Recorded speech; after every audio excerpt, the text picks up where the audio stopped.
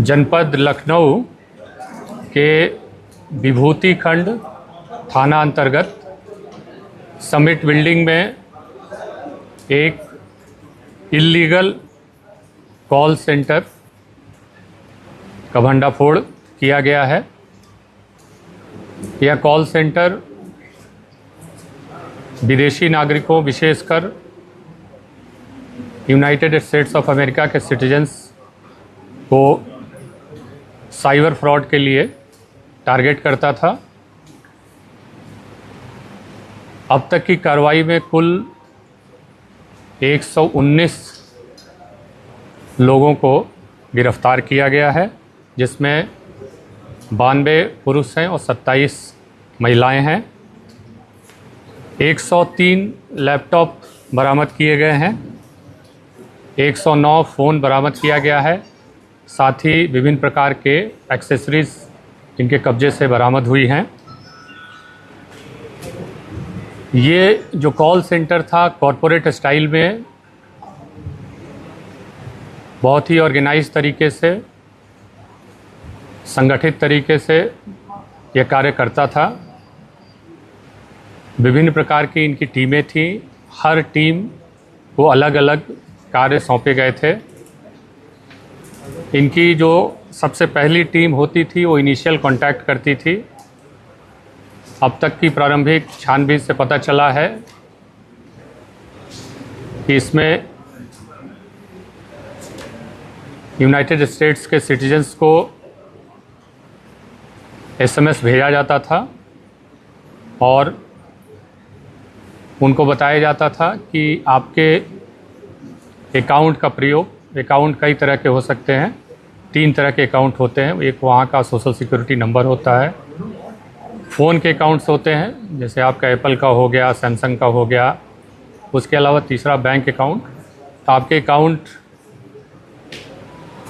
को illegal activity में प्रयोग होना पाया गया है और कृपया आप ये टोल फ्री नंबर से आगे वार्ता कर लें।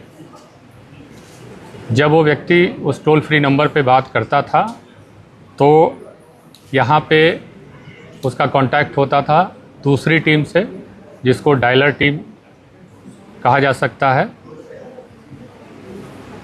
वो डायलर टीम यहाँ पे स्थित थी लखनऊ के हमारे विभूति खंड के समिट बिल्डिंग में, और उनसे विभिन्न प्रकार के फाइनेंशियल डेटा वो गैदर करते थे, बैंक की डिटेल्स गैदर करते थे। साथ ही साथ सहानुभूति भी व्यक्त करते थे कि आप फंस गए हैं, और फिर उनको अग्रेतर कार्रवाई के लिए अपनी दूसरी टीम, जिसको बैंकर टीम आप कह सकते हैं, उसको रेफ़र कर देते थे। बैंकर टीम पहले इनके डिटेल्स को वेरीफाई करती थी और साथ ही साथ यह बताती थी कि हाँ, आपके अकाउंट का दुरुपयोग या उसकी संलिप्तता विभिन्न प्रकार के इल्लीगल ट्रांजैक्शंस में पाई गई है। और वेरीफाई करने के पश्चात उनको थ्रेट भी दिया जाता था कि ये जो एक्शन आपका है तो इसमें आपके विरुद्ध लीगल कार्रवाई की जा सकती है और आप गिरफ्तार हो सकते हैं। साथ ही साथ आपके सोशल सिक्योरिटी नंबर हैं वो फ्रीज कर दिए जाएंगे, अकाउंट फ्रीज कर दिया जाएगा, सोशल सिक्योरिटी नंबर ऑपरेट नहीं करेगा। तो उससे वो काफ़ी भयभीत हो जाते थे। और तब सबसे लास्ट में इनकी एक टीम, जिसको आप क्लोज़र टीम कह सकते हैं, उसको रेफ़र किया जाता था, जहां वो टीम इनसे वार्ता करके इनको बताती थी कि किस तरह से आप इससे बच सकते हैं। बचने के मुख्यतः वो 3 तरीके बताते थे।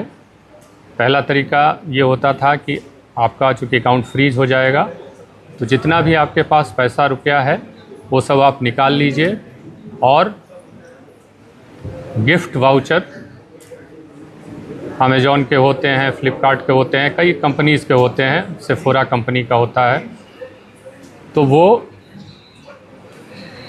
गिफ्ट वाउचर खरीदने के लिए प्रेरित करते थे और उसका पिन सहित डिटेल्स मंगा लेते थे और उनकी जो टीम थी वो उसको रिडीम कर लेती थी।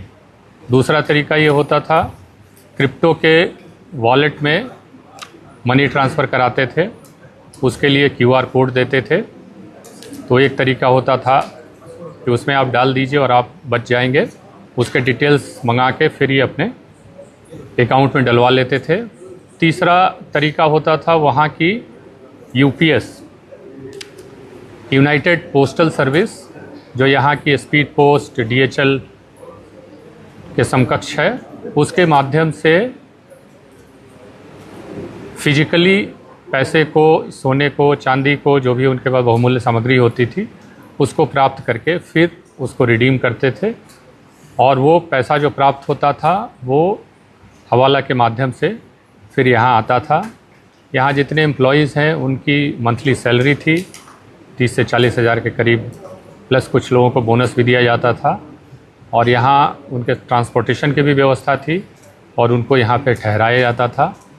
तो कुल 119 लोगों को हम लोगों ने गिरफ़्तार किया है और माननीय न्यायालय के समक्ष उनको प्रस्तुत किया।